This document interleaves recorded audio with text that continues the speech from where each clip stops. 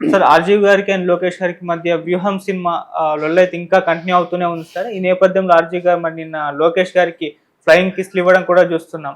అలాగే ఆయన వ్యూహం సినిమా, శబదం సినిమాకి సంబంధించిన ట్రైలర్లు రిలీజ్ చేశాడు. వాటి రిలీజ్ డేట్ కూడా ప్రకటించడం జరిగింది. మరి దీన్ని లోకేష్ అయితే ఆపుతానంటున్నాడు. మరి ఆపుతారా లేరా? అసలు ట్రైలర్‌లో ఏముంది? ఈ ఇష్యూ పైన మీ ఒపీనియన్ ఏంటి సార్? నేను ఆల్రెడీ దీని మీద వచ్చిన 2, 3 సార్లు వీడియోలు చేశాము. అప్పుడే చెప్పాను. మామూలుగా కోర్టులు అయితే సినిమాలని ఆపే ప్రసక్తి ఉండదు. అట్లాగే ఈ కోర్టులో కూడా ఆగిపోతుందేమో అన్న ఇదైతే కలిగింది. అట్లాగే నేను అప్పుడు కూడా చెప్పాను, సెన్సార్కి రెండోసారి చెప్తే రెండోసారి వాళ్ళు మొదటిసారి ఇచ్చిన దానికి భిన్నంగా ఇస్తేమో మొదటిసారి ఎందుకు ఇచ్చారో అలాగనే ఒక విమర్శ వస్తుంది. సో కాబట్టి మొదటిసారి ఎలాగే ఇచ్చారో రెండోసారి కూడా మళ్ళీ మేము చూసాము అనేసి మళ్ళీ ఇచ్చేస్తారు. అలాగే జరిగింది ఈ కేసులో. కోర్టు మహా అంటే డ్రాగ్ ఆన్ చేయగలిగింది. ఎప్పుడో November 10th రిలీజ్ అవ్వాల్సిన వ్యూహము February 23rd రిలీజ్ అవుతుంది. అయితే ఇది ఒక రకంగా రామ్ గోపాల్ వర్మకి కలిసి వచ్చినట్టుగా ఆయన ఫీల్ అవుతున్నాడు. అందుకని నిన్న వ్యూహము శబ్దము ట్రైలర్ రిలీజ్ సందర్భంగా ఆయన మీడియాతో మాట్లాడుతూ లోకేష్కి ముద్దులు పెట్టడం, తర్వాత లోకేష్కి థ్యాంక్స్ చెప్పడం కూడా చేశాడు. దానికి కారణం ఏంటంటే, లోకేష్ నీ వల్లే నాకు ఇప్పుడు ఎన్నికలు దగ్గరగా సినిమా రిలీజ్ చేస్తున్నాను, నవంబర్లో చేసుంటే జనం మర్చిపోయేవాళ్ళు, ఇప్పుడైతే ఫ్రెష్గా ఉంటుంది, సో కాబట్టి నువ్వు నాకు మేలు చేసావు లోకేష్, అందుకని నీకు ముద్దులు పెడుతున్నానని అతను ప్రకటించాడు. తర్వాత థ్యాంక్స్ కూడా చెప్పాడు. ఇక వివాదాస్పద వ్యాఖ్యలు కూడా కొన్ని అక్కడ చేశాడు. అది ప్రధానంగా ఏంటంటే, ఎవరో అడిగారు, మీరు జూనియర్ ఎన్టీఆర్ గురించి రాశారు కదా, జూనియర్ ఎన్టీఆర్ గొప్పోడు అన్నట్టుగా మీరు రాశారు, దాంట్లో అప్పుడు వోడ్కా తాగి రాశారా ఏందన్నా? అవును, నేను వోడ్కా తాగి రాశాను, తాకపోయింటే నేను వేరే చెప్పుండేవాడిని. అంటే ఏం చెప్పుండేవాడు అంటే, సీనియర్ ఎన్టీఆర్ కంటే కూడా గొప్పోడు జూనియర్ ఎన్టీఆర్ అని చెప్పుండేవాడిని అని ఆయన జోకేశాడు. సో దాని తర్వాత ఈ ట్రైలర్ గురించి మనం చెప్పుకుంటే, రెండు కలిపి ఒక విచిత్రమైన ట్రైలర్ని ఆయన బయటకు వదిలాడు. మామూలుగా అయితే విడివిడిగా వదులుతారు. ఇదేంటంటే, ఇది 1 వీక్ గ్యాప్లోనే 2 సినిమాలు రిలీజ్ అవుతున్నాయి. వ్యూహం ఏమో 23 ఫిబ్రవరి, శబ్దం ఏమో March 1. సో ఈ రెండింటిని క్లబ్ చేసి ట్రైలర్స్ని ఆయన వదిలారు. ఆ ట్రైలర్ అయితే బాగా ఆకట్టుకుంటా ఉంది. ఎందుకంటే అతను ఇంకా లోకేష్ ఇలా చేయడం వల్ల రామ్ గోపాల్ వర్మ ఆయన్ని కెలికినట్టు అయింది, ఇంకా ఎక్కువ చేస్తున్నాడు. రెండోది ఇంకోటి కూడా ఆయన చెప్పింది ఏంటంటే, లోకేష్ పాత్ర ఈ సినిమాలో లేదు అని చెప్పాడు. అంటే పాత్ర లేదని లేదు, లోకేష్ కనబడడు అన్నాడు. ట్రైలర్లో కూడా కనబడట్లా. దాని ఏమంటారు, పప్పు అన్నం పిసకడం మాత్రం కనిపిస్తుంది హ్యాండ్. అలా సింబాలిక్గా లోకేష్ అన్నట్టుగా చూపించాడు. అంటే అక్కడ డైలాగ్ ఏంటంటే, లోకేష్ కోసం మీరు తెలుగుదేశం పార్టీని నాశనం చేస్తున్నారని ఒక వ్యక్తి చంద్రబాబుకు చెప్తున్నప్పుడు మధ్యలో కట్టేశాడు అక్కడ షాట్. ఆ షాట్లో పప్పు రైస్ని ఇతను పిసకడం, గట్టిగా ఇచ్చేయడం, అది అంటే కోపంగా చేశాడు అన్నట్టుగా చూపించాడు అన్నమాట. అది అర్థమైపోతుంది సింబాలిక్గా. మేబీ సినిమా అంతా అలా సింబాలిక్గా పెట్టాడా లోకేష్ని, కావాలని కట్ చేసేసి సింబాలిక్గా పెట్టాడా కోపంతో అనేది తెలీదు. అది చేస్తుంటారు. మొన్న ఎవరో ఒక ఫేస్బుక్లో ఒకటి కామెంట్ పెట్టారు, నేను సినిమా చూశాను, లోకేష్ పాత్ర హైలైట్ ఈ సినిమాలో అని. అది కూడా సెటైరికల్గానే అనిపిస్తుంది. అంటే లోకేష్ పాత్ర ఎందుకు హైలైట్ అంటే, లోకేష్ కనబడకుండా లోకేష్ ప్రజెన్స్ ఆడియన్స్ ఫీల్ అయ్యే విధంగా చేశాడా అన్న ఇది మనకి ట్రైలర్లో కనబడుతుంది. అంటే ఒక రకంగా వీళ్ళిద్దరి మధ్య లోకేష్ ఏమో సీరియస్గా తీసుకొని రామ్ గోపాల్ వర్మని తిట్టడం కావచ్చు, కోర్టులకు వేయడం కావచ్చు చేస్తున్నాడు. ఈయనేమో సెటైరికల్, తన పద్ధతి ఉంటుంది, సెటైర్లు వేయడం, దాన్ని మా భాషలో చెప్పాలంటే కిండల్ చేయడం, ఇలాంటిది ఉంటుంది అనమాట. సో అలాగే చేస్తున్నాడు.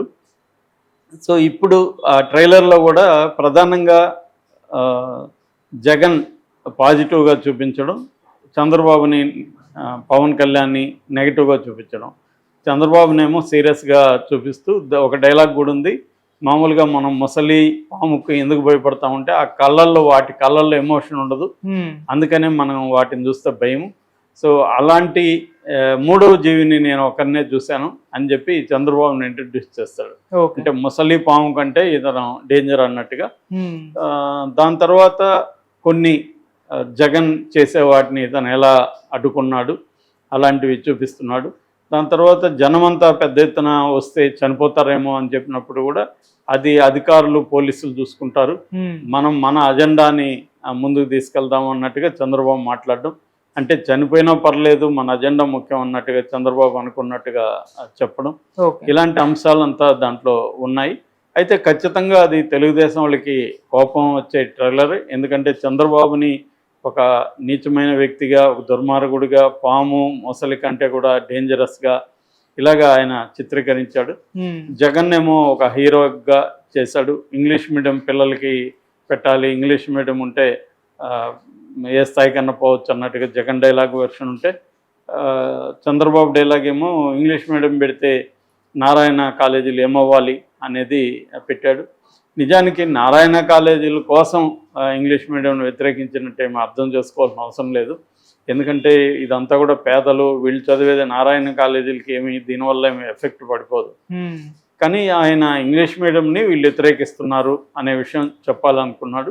సో ఇక ట్రైలర్లో కథ వరకు చూసుకుంటే వ్యూహం ఏమో రాజశేఖర రెడ్డి చనిపోయి జగన్ 2009 వరకు నుంచి స్టార్ట్ అయ్యి 2014 వరకు పాదయాత్ర చేయడం ఇవన్నీ ఉంటుంది.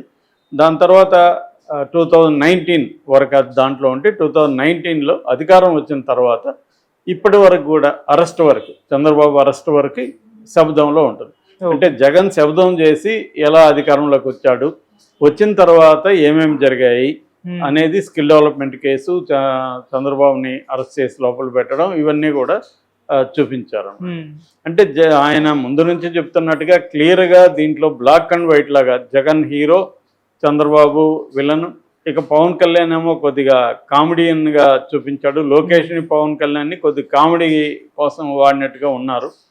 సో ఆ యాంగిల్లో చూపించినట్టుగా, అంటే ఒక స్ట్రాంగ్ విలను, అతని పక్కన కామెడీ విలన్స్ ఉంటారు కదా గత పాతకాలపు సినిమాల్లో, అలాగా స్ట్రాంగ్ విలన్ చంద్రబాబు అయితే కామెడీ విలన్స్ పవన్ కళ్యాణ్, లోకేష్ అన్నట్టుగా ఆయన ప్రొజెక్ట్ చేసుకుంటూ వచ్చారు.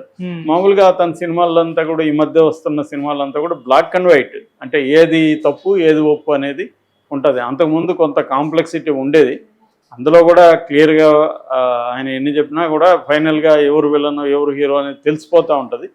కానీ అది కొద్దిగా కాంప్లెక్స్గా ఉండేది. ఇక్కడ ఇప్పుడు తీస్తున్న సినిమాల్లో క్లియర్గా ఆయన ఎవరో ఒక పక్షం తీసుకొని ఇంకొక పక్షాన్ని నెగిటివ్గా ఉండడం అనేది కనబడుతుంది. ఈయన ఓపెన్గానే చెప్తున్నాడు,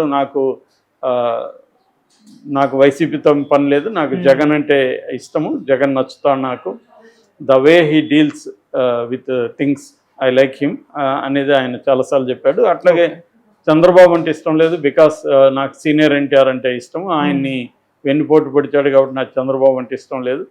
ఇక పవన్ కళ్యాణ్ అంటే నాకు ఇష్టమే కానీ అతనికి స్టెబిలిటీ లేదు కాబట్టి నేను అతన్ని పట్ల అట్లా ఉంటాను అని ఆయన చాలాసార్లు చెప్పాడు.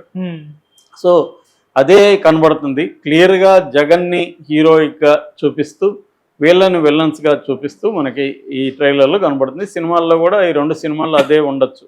అంటే జగన్ ఒక హీరో, వీళ్ళు విలన్స్, అతన్ని అడ్డుకోవడానికి ట్రై చేస్తారు, అతను ప్రజల కోసం అనేక అంశాలు ట్రై చేస్తుంటే దాన్ని అడ్డుకోవడానికి వీళ్ళు ఎలా అడ్డుపడ్డారు, దాన్ని అధిగమించి తను ఎలా సక్సెస్ అయ్యాడు అన్న థీమే మనకి కనిపిస్తుంది. జనరల్గా ఆర్జీవీ సినిమాలో ఉండేదంతా ట్రైలర్లోనే ఉండిపోతుంది. అందుకని చాలాసార్లు ట్రైలర్ బాగుంటుంది సినిమా కన్నా అన్న అభిప్రాయం కూడా ఛానల్లో ఉంటుంది. సో మరి ఇది కూడా అలాగే ఉంటుందా, లేకపోతే ట్రైలర్కి మించి సినిమాల్లో ఇంకేమన్నా చెప్తారా? రెండోది, ఇదంతా కూడా ప్రజెంట్ హిస్టరీ, పాస్ట్ హిస్టరీ అయితే కొంత మనకి ఎవరికి తెలియదు అనుకోవచ్చు, అన్నీ కూడా తెలిసిందే. కాకపోతే ఆయన ఒక వైపు నుంచి చూపిస్తున్నాడు, ఒక పర్స్పెక్టివ్ నుంచి. సో దానికి ఆయన ఆన్సర్లు కూడా చాలాసార్లు చెప్పాడు. ట్రూత్ అనేది ఏమి అబ్సల్యూట్ ట్రూత్ ఉండదు, నీ వెర్షన్ నా వెర్షన్ ఇంకొకరి వెర్షన్ అనేది తప్ప అబ్సల్యూట్ ట్రూత్ అనేది ఏమి ఉండదు. నా వెర్షన్ నేను చూపిస్తున్నాను, నేను నమ్మిన సత్యం అనేదాన్ని నేను చూపిస్తున్నాను, నువ్వు నమ్మిన సత్యం ఉంటే నువ్వు చూపించు అనేది ఆయన అనేకసార్లు చెప్తున్నాడు. అది లాజికల్గా కరెక్టే, కాదని ఎవరు అనలేరు. కాకపోతే ఏంటంటే ఇక్కడికి వచ్చేసరికి రాజకీయాల్లో చంద్రబాబుని ఇలాగా విలన్గా చూపించడం ఎంతవరకు కరెక్టు అనేది ప్రశ్న. కానీ ఆయన ఏంటంటే నేను అనుకున్నది నేను చూపిస్తున్నాను, నువ్వు అనుకుంటే నువ్వు చూపించాను అంటున్నారు. అలాగే ఇప్పుడు దీనికి పోటీగా రాజధాని ఫైల్స్ వస్తుంది, దాంట్లో జగన్ విలన్ గా క్లియర్ గా చూపిస్తున్నారు, చంద్రబాబుని లేకపోతే ఆ అమరావతి రైతుల్ని హీరోలుగా దాంట్లో క్లియర్ గా చూపిస్తున్నారు. సో ఇలాంటివి సో అది కరెక్ట్ అయినప్పుడు ఇది కూడా కరెక్టే.